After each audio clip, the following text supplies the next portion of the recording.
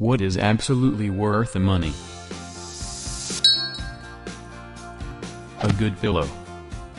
I spent a full quarter-century of my life with pillows that were basically cardboard slabs. I thought it was normal to have to stack 4 or 5 to actually support my head.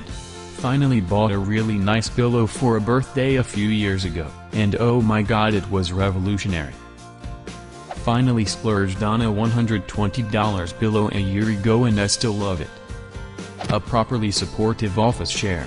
Worth every penny. My work just bought everyone new chairs, and these have lumbar support. My back never felt better. Totally agree. I didn't realize how good I had it at my office until I started working from home. Missing my chair and sit/stand desk more each day. I didn't know that chairs are graded depending on how long your ass should sit in them each day. I spent almost a decade in cheap chairs that resulted in needing hip surgery. My $500 chair is my soulmate. A good mattress.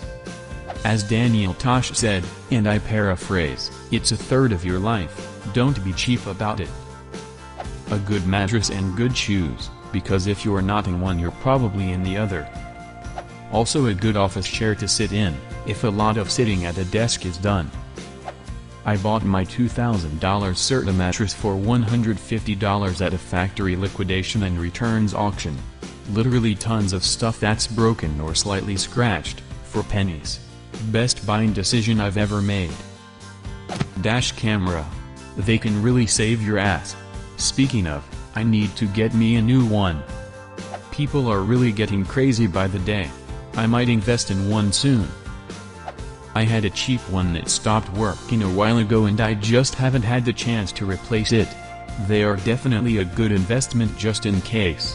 Plus if you get something cool you can always share the video, who knows, it might go viral. A good backpack.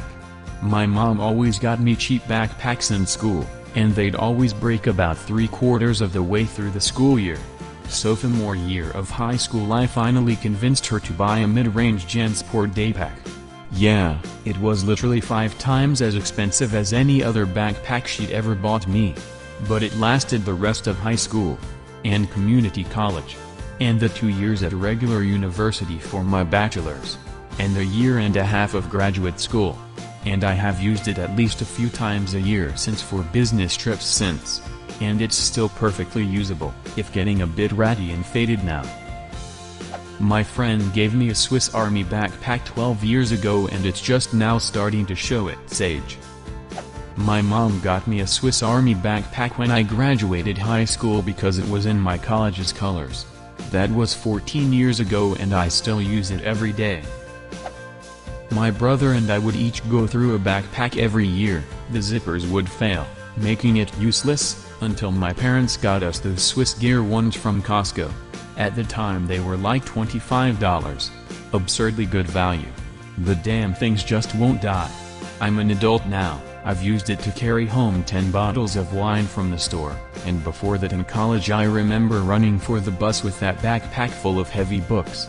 It just will not die. The only real damage is that the zipper tab's all broken half, which is pretty annoying tbh, but functionally it's still pretty much perfect. 10/10. I still have my JanSport backpack from middle school. I'm 27 now. Over-ear headphones that are sturdily built, sound pleasant and most importantly, feel comfortable to you. Once you figured out the model that has just the right amount of clamping force, weight and cushion fit, you can never go back. Comfortable underwear. I wear mine until they evaporate into thin air. Quality drill bits. They're actually cheaper in the long run than cheap low-quality ones and much better to work with. My dad always said buy one cry once.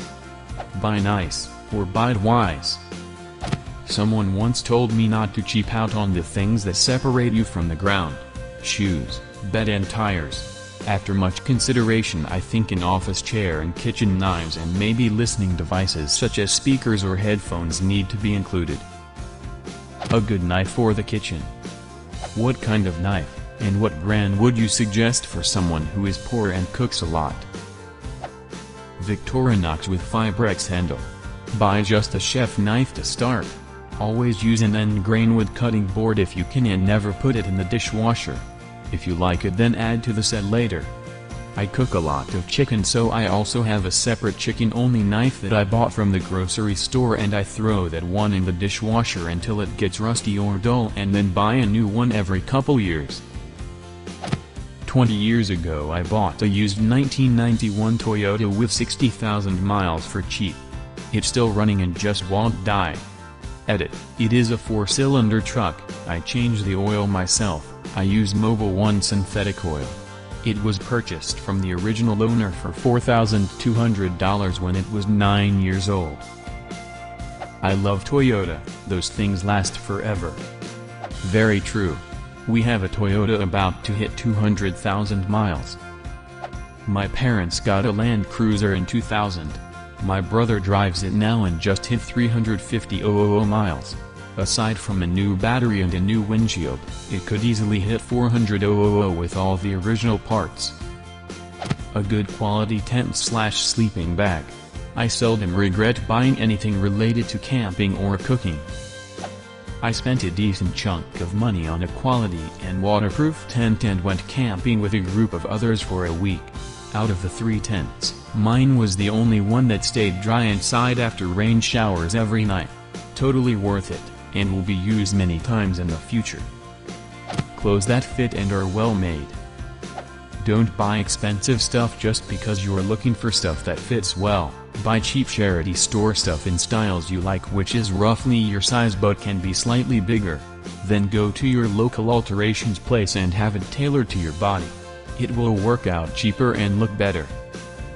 A cast iron pan. They're super versatile and you can buy a great one that will last the rest of your life for not very much money. This video is very useful. There are many replies with links specifically what people are advised to buy. All links are located in the description of this video. Buying a home that you can afford. I have a very small house. Paid off my mortgage in just about 20 years. I have friends with giant houses and multiple or refinanced mortgages over and over.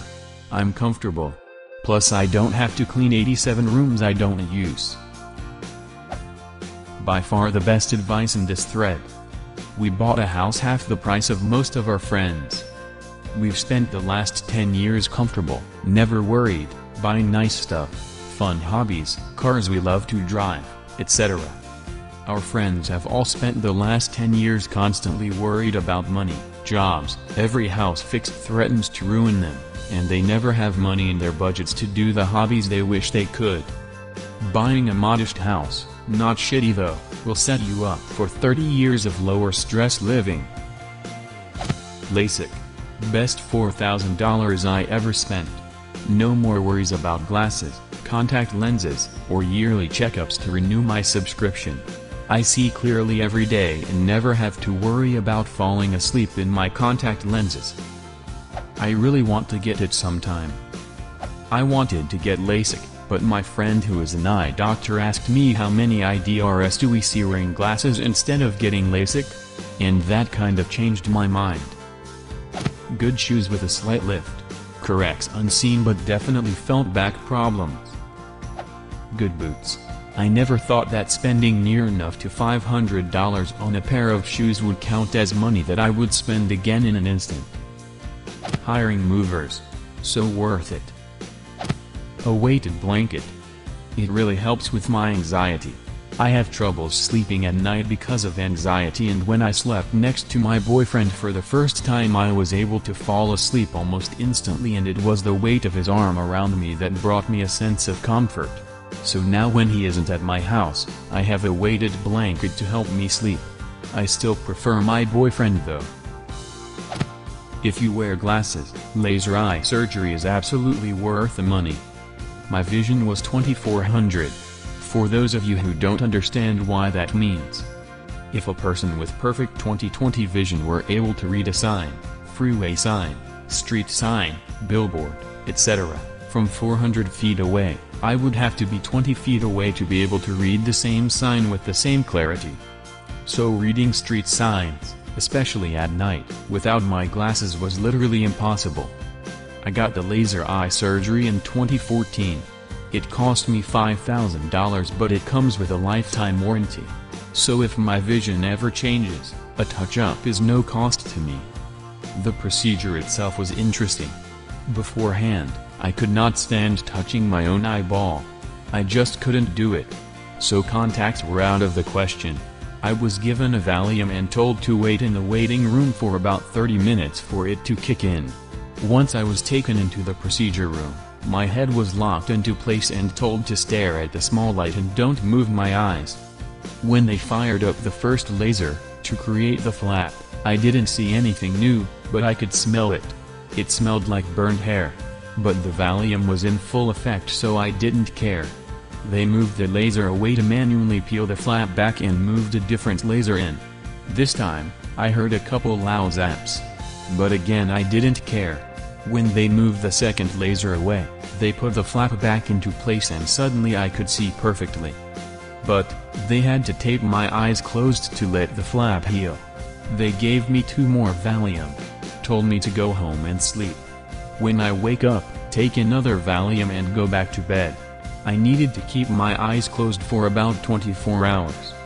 I had to go back the following afternoon for a checkup, and just over 24 hours after the procedure my vision was an astounding 20/15. What is absolutely worth the money? Leave a comment. And subscribe to this channel if you wanna see more same videos.